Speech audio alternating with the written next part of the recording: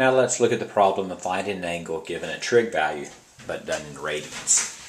So the first thing is let's look at the problem where we have find theta between 0 and 2 pi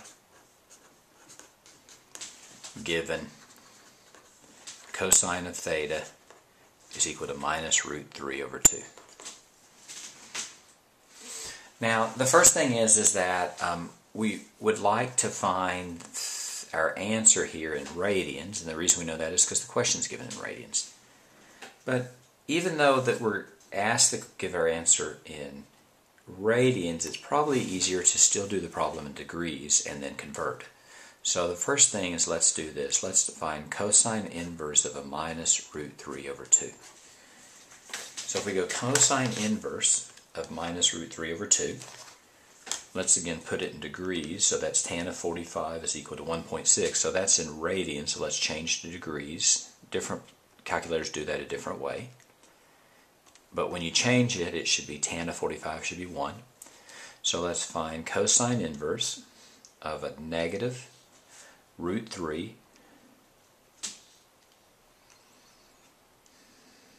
divided by 2.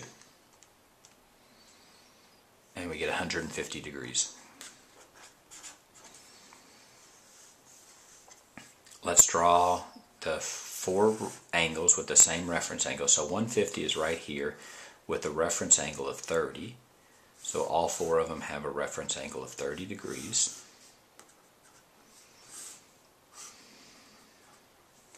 And of those 4, only 2 are going to work. And what I mean by that is of these 4, the cosine if each one of these is going to equal to the root 3 over 2 or negative root 3 over 2, and I need the 2 that are negative. So cosine, remember cosine of theta is equal to x over r. R is always positive, so cosine's negative when x is negative.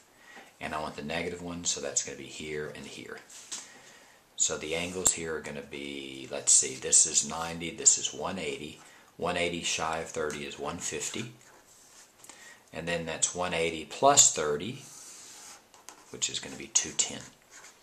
And I want 1 revolution because I went from 0 and 2 pi. So this is my answer, but it's my answers in degrees, so now I want it in radians. And there's 2 ways to go about this. First, there's a formula that's easy enough to use, and that is degrees over 360 is equal to radians over 2 pi. But in this particular case, there's an easier way to do it because I have memorized that pi over 6 is equal to 30 degrees. 5 times 30 is 150. So that's 5 times pi over 6, which is 5 pi over 6. Now, if you don't want to do it that way, just use this formula right here. It doesn't matter. 210 is 7 times 30 degrees. So that's 7 times pi over 6, or 7 pi over 6. And those are my 2 answers.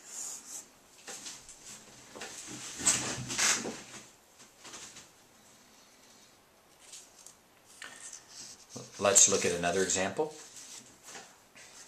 Let's find theta if sine of theta is equal to 1/2, and let's find theta between pi and negative pi. In other words, let's find it for 1 revolution, but starting from 0 to go to pi and 0 to negative pi. So the first thing again I do is I go sine inverse of 1/2. I'm going to actually do that in degrees. I want my answer in radians because the range, the interval is given in radians, but I'm going to actually do it in degrees first. So tan of 45 is 1, so I'm going to go sine inverse of 0.5 is equal to 30 degrees. And I'm going to draw in the butterfly. I have my 4 possible answers. Each one of them has a reference angle of 30 degrees. And of these four, we'll have to think about, well, which ones work?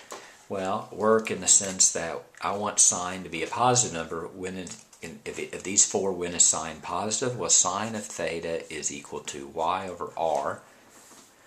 Y is positive in this quadrant, r is always positive, so it's going to be these two here. So it's going to be this angle, and it's going to be this angle. Now I want to go from 0 to 180 and from 0 to negative 180. So that's going to be 30 degrees, or, let's see, that's 180. 30 shy of 180 is 150. And now I'm going to convert back to radians.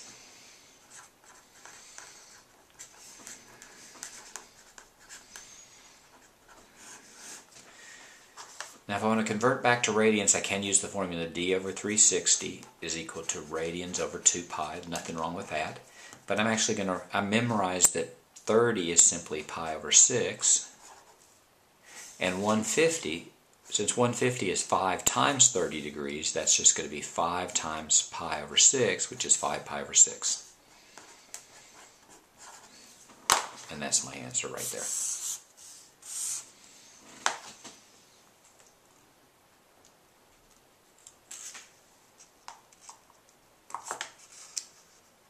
Now let's look at that exact same problem, but let's say we wanted to find sine of theta if sine theta is equal to 1/2, but rather between negative pi and pi, let's find it between 0 and 8 pi.